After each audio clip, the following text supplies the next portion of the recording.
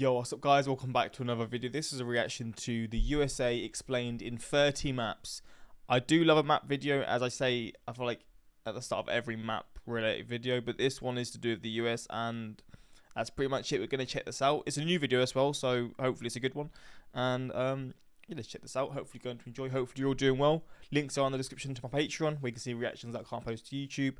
And let's jump into this video. 30 maps of the USA are explaining everything. Let's start with a really captivating one. This map shows the obesity rate in all of the US. 15 to 20%, 10 to 15%, and 5 to 10%. Damn. Oh, and Hawaii is also yellow, by the way. But there is a catch. Firstly, darker colors mean a higher percentage of obese adults, which makes Mississippi the worst, with around 15% of the obese population. It's not that much, right? Well, this map is from 1990. If we move forward to the year 2009, this is what the map looks like. Fuck.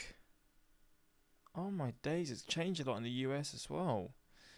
1990. If we I'm going to move my camera. I'm going to make it smaller as well, just because I feel like this video, the maps take precedent and I don't want to block them. Yeah. move forward to the year 2009, this is what the map looks like. Wow. The darkest hues now signify a staggering 30 to 35% obesity rate. Colorado is the last state that is at the same level as the Mississippi was just 19 years ago. Fast forward to today. West Virginia, Oklahoma and it's more. Oh, I thought we were done. Louisiana are the most obese states, with an astonishing 40 to 45% of their population. That can't be true. What, so basically 4 in every 10 people you see will be obese. Not even just overweight, obese. Damn, I mean, that's got to be like a proper culture shock traveling there and seeing that, because that sounds insanely like high. Would it be that much? I don't know. I mean, it's a stat video, so I assume it's true. Battling obesity. The next map shows how dangerous obesity could be. This is the average life expectancy in each state. Here, darker shades indicate a longer lifespan. Hawaii takes the lead with an impressive average age of 81 years. Contrastingly, Mississippi trails behind, boasting an average age of 72 years, a notable 9-year gap from the Hawaiian paradise. States like West Virginia, Louisiana, Alabama, and more feature among the lowest life expectancies. I must say there is some correlation with the obesity map. As we know, the US could be a truly dangerous place. These are the most safest and dangerous states in the US. More blue on the map means safer, while red signals danger. The most dangerous state in all of the US is how come there's these states are very dangerous surrounding it, and here it's just obviously it's just safe. It's a contrast like between the lines. I don't really understand how there's such a difference between. It's like a donut. This is like the inside of the donut, and then around it are the unsafe states. Mexico. But what could be more shocking is that second comes Alaska, with an extraordinarily high crime rate.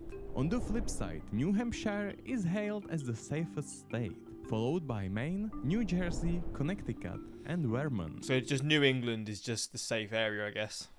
Now, this one could surprise you. This map reveals the most... This is a cool map, by the way. ...common ancestors of people in... Germany, flipping hell. Germans are going crazy. What's this map? I'm kind of confused what this map is. It's like the US flag, but with different colours. Wait, Germans in Florida? I thought that would be Mexicans as well. The British in some of the New England areas, and the Irish as well. Italians in New York. And I think Massachusetts. I don't know. Maybe no, it's not. I think Wait, is Boston here? Yeah, New York's like here, right? I think. I don't know. And then the British here as well. In Hawaii, is that Japan? Alaska's Germans. There's so many Germans. each state. At first sight, it might seem like a miracle that German isn't a prevalent language in the USA. Meanwhile, the South inherited a lot of genes from Mexico. So what German American names would there be? I'm trying to think. Klaus. That sounds like a German American name. Let me search this because I'm trying to think of American names and they all sound like English kind of or Irish or something. German American names. German boy names include many male names that rank solidly in the US. Charles is German. I mean, Prince Charles was German, right? I think. Charles, William, Henry, Richard, Louis, and Robert. They're German. Okay, I'm very confused. They all sound like British, I guess, because maybe from the past they were German. Arthur, Oliver, Henry, Jackson, Harper. You know what? I don't know. Maybe I'm surprised by the German names it showed. Due to its proximity and the fact that this part of the country used to be Mexican territory, only 3 states have English ancestry as the majority. Then there are a few Irish, some Italians, Japanese in Hawaii, quite a lot of Americans, and even more African Americans. Oh, this is African Americans. Is there not like a certain region? I guess maybe because they're all from so many different countries, it's hard to judge. All of the Southeast. But remember, we are talking about ancestors here. Today, the situation has radically changed and new immigrants are coming from totally different countries. Each flag represents the most common country of birth for foreign-born residents, excluding... Is this Ethiopia, Canada, Philippines, Canada, India? Is that Honduras, Dominican Republic, Vietnam, Guatemala, I think. Mexico.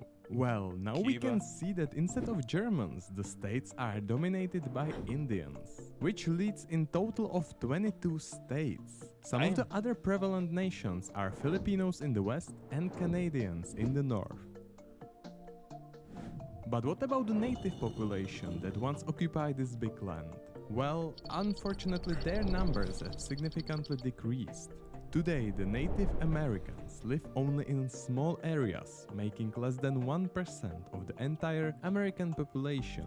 Alaska has the highest percentage, with about 20%, while Vermont, New Hampshire and Hawaii have the lowest rates with less than 0.7%.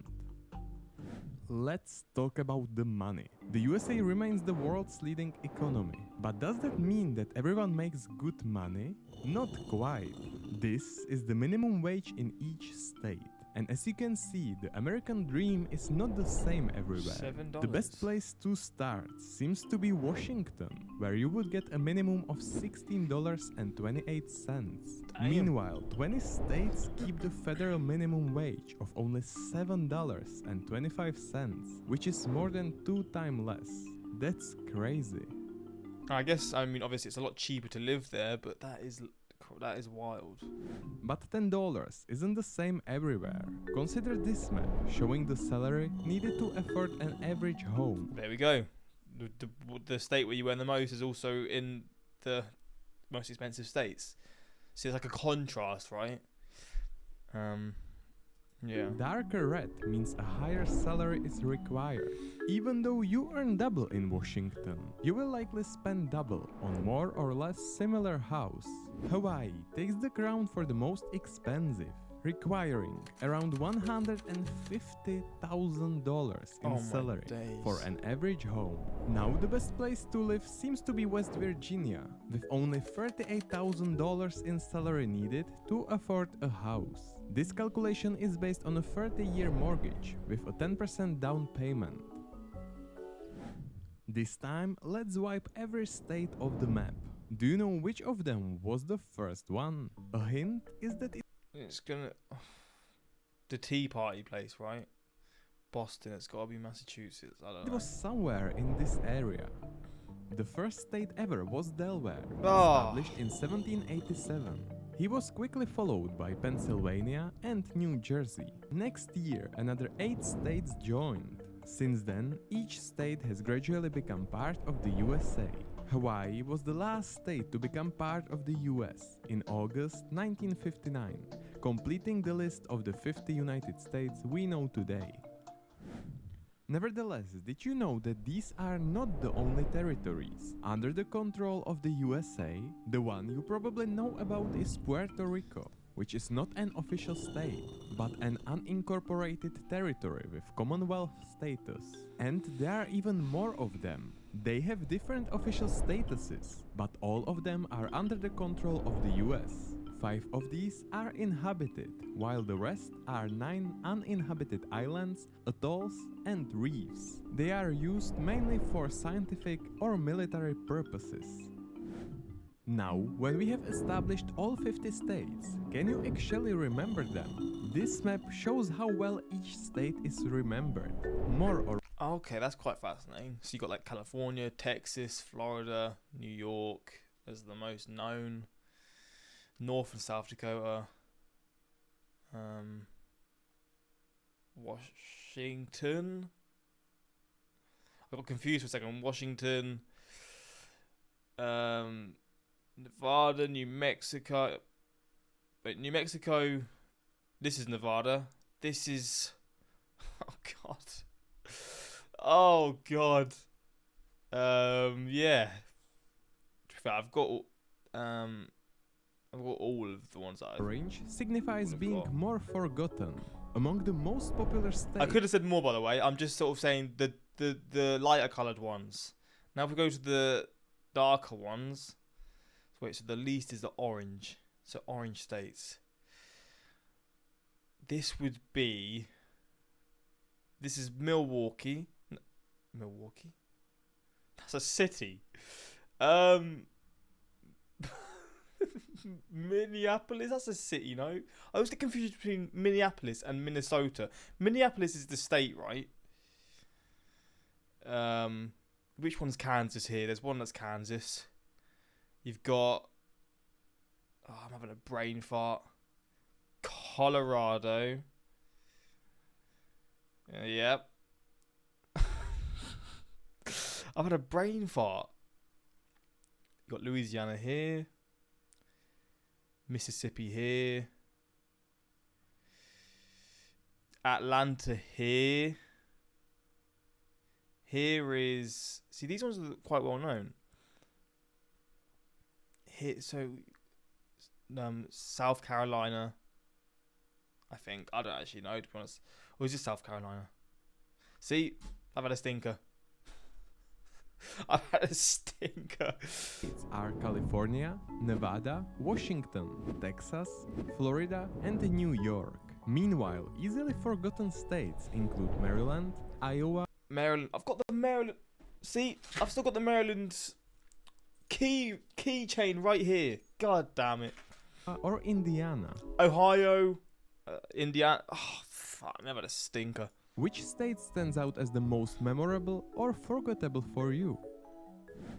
Well, in order to know and remember a lot of things, such as names of the states, you need to be literate. What you can see now are states differentiated by their average English literacy. As the worst of all comes California, with only 76.9%. Is that because there's a lot of people from like Mexico and stuff, maybe? Of the population being literate. This means that's not to sound bad either. It's just because obviously their first language would be Mexican or Spanish. Oh my God. I'm flustered, alright? I'm saying the wrong things. That 1 in 5 people there may struggle with reading or writing in English. Right behind California comes New York, Florida, and Texas. Meanwhile, state that deserves praise for 94% of the literate population is Minnesota. Above the 90% level are most of the north. Oh, it was Minnesota. Oh, this one's Minnesota. I said Minneapolis. See, mate. Minnesota. I thought Minnesota was a city as well. Okay, I'm baffled. States. The next one quite correlates with the literacy rate. This map shows the number of adults who were incarcerated.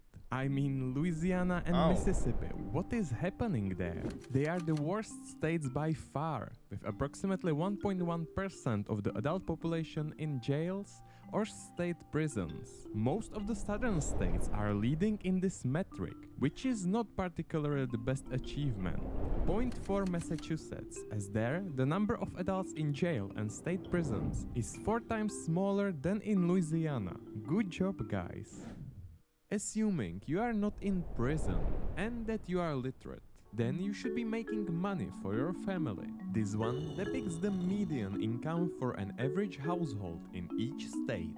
Darker blue means higher income, with California, Maryland, New Jersey and Massachusetts in the top places, earning on average more than $80,000 a year. However, some states earn 2 to 3 times less than that. Arkansas, Mississippi and West Virginia are among them. Haven't we saw that map already? We've discovered that the more you earn, the more you spend. This is the same metric as the previous one, however adjusted for the cost of living. This changes the situation. For example, California, Hawaii or New York now doesn't seem like the best places to live. Minnesota, as the only state, hasn't changed at all, meaning you can still make good money there without spending it all. Meanwhile, in states like Florida, Mississippi, New Mexico or West Virginia, you are not only earning little in comparison with other states, but the cost of living is ripping you off any excess money you have. Now, pay attention as this one is crazy. When you see it on the map, you are probably aware of the fact that many people live on the coast, but the extent of it might be surprising. Both areas on the map have the same population, even though one is about 4 times larger. Fun fact is that about half of the population in the US lives within 30 miles of the coast. We can also totally change the view. If we divide the US into 4 quarters like this, each one holds roughly the same population. This highlights a significant imbalance between different regions. The next map, depicting the fascinating topic of population, is this one. Well, what you actually see is LA County, with almost 10 million people living within this area. When you put this into a broader perspective, we can say that each of the following states has a lower population than the little counterpart of Los Angeles. Mad. When talking about population density, why not take a look at who actually these people are? These are the biggest minorities in each state. At first sight, it's visible that Hispanics dominate the West, South and Central America. Now they are even forming the majority ethnic in California and New Mexico. They're the minorities in these states. That's fascinating as hell.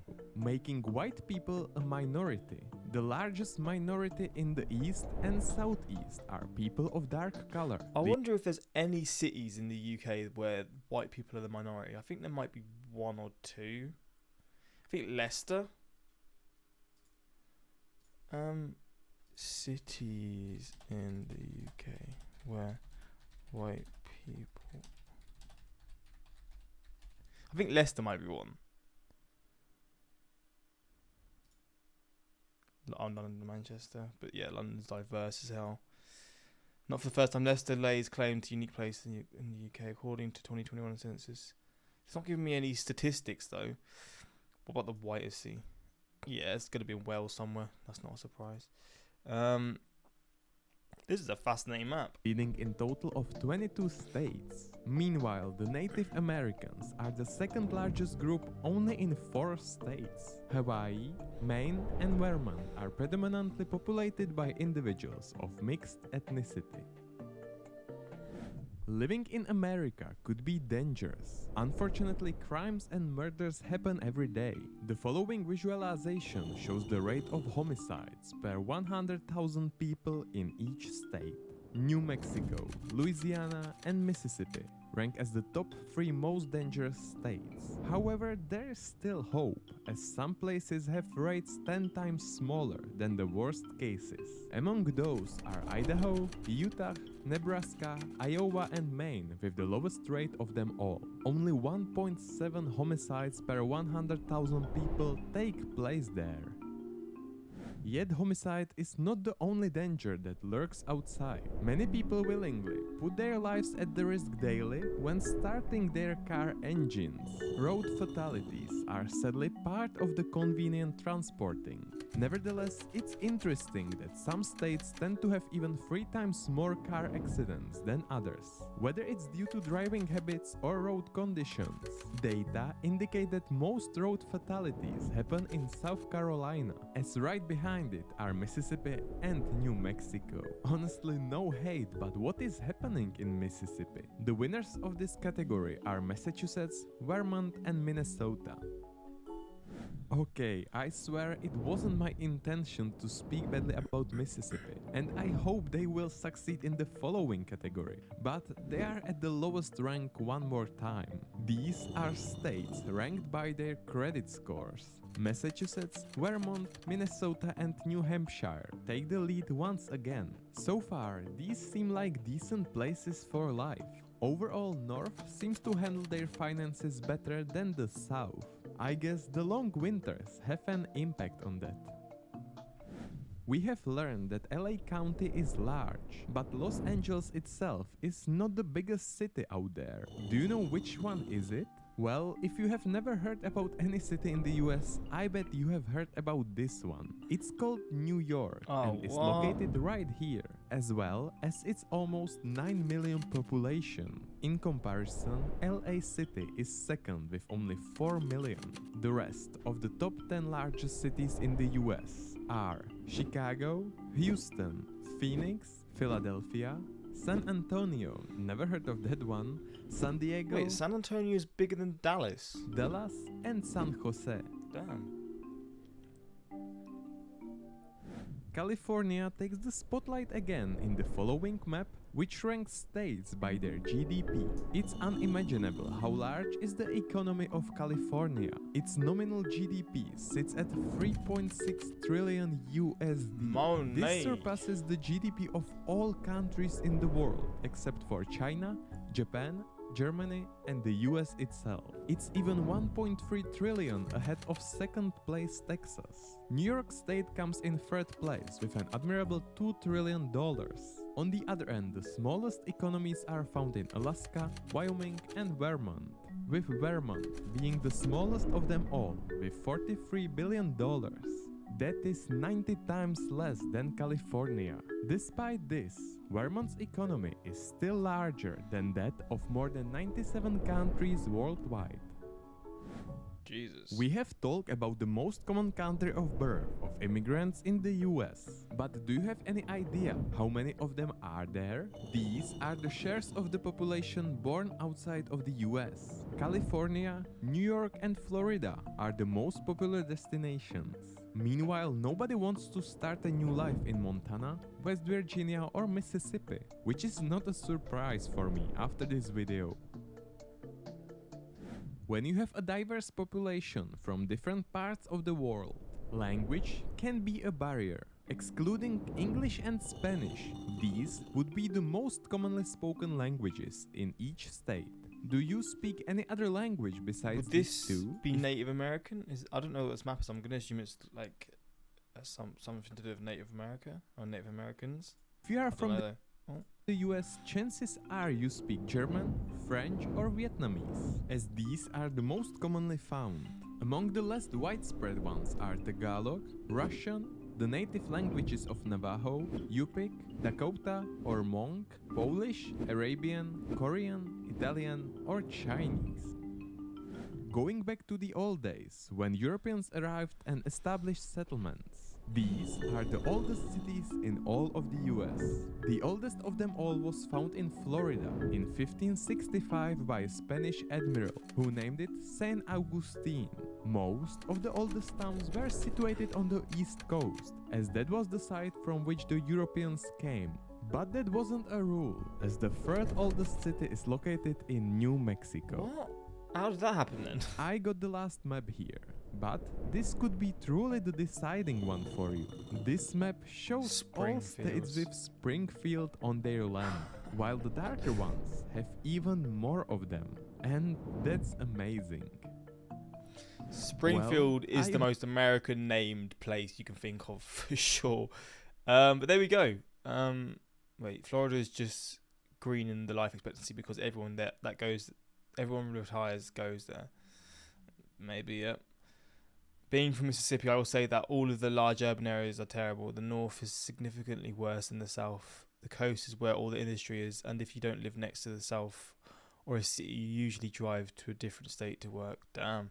I guess if you drive to a different state to work than you live in Mississippi, I guess it maybe works out because it's probably the most cheap state as well, right? But there we go. The USA explained in 30 maps. Hopefully you found this interesting. And until next time, subscribe and peace.